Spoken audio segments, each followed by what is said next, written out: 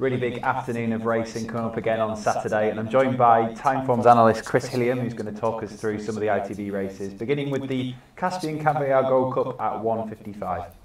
Yeah, it looks a really good race, this one. I'm a massive fan of the favourite Rather Be, but at the price I'm going to take him on with a horse called Full Glass, who's shaped well in both his starts since joining Alan King from France. Didn't jump particularly well at Haydock last time, but there weren't many who did on that day, and especially if the rain comes, I think he's a great each-way bet at around 16-1.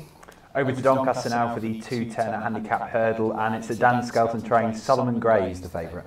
It is, yeah. It's a trappy little contest, this one, to be fair, but I'm going to take a chance with Zoffany Bay, who seems to have every chance when making a massive error at the last time. The way the winner of that race, William H. Bonney, actually sort of made a bit of a farce of getting home, Zoffany Bay probably would have won that race. Mark's left unchanged and he's got every chance of winning this time round. Back over to Cheltenham now for the feature of the entire day, the Grade 2 International Hurdle, and it's the Supreme winner, Somerville Boy, who's the current favourite. He is, and from a racing point of view, I hope he's back to his best and wins this race by quite a distance, which he seems capable of doing. Didn't look like that was likely on the back of what he produced at Newcastle, and it's something that actually finished ahead of him in that race, who I fancy him in Vision de Fleur.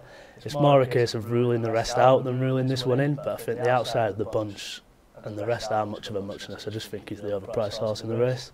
And last but not least, back to Doncaster for a handicap chase, and I'm listening out for some puns now.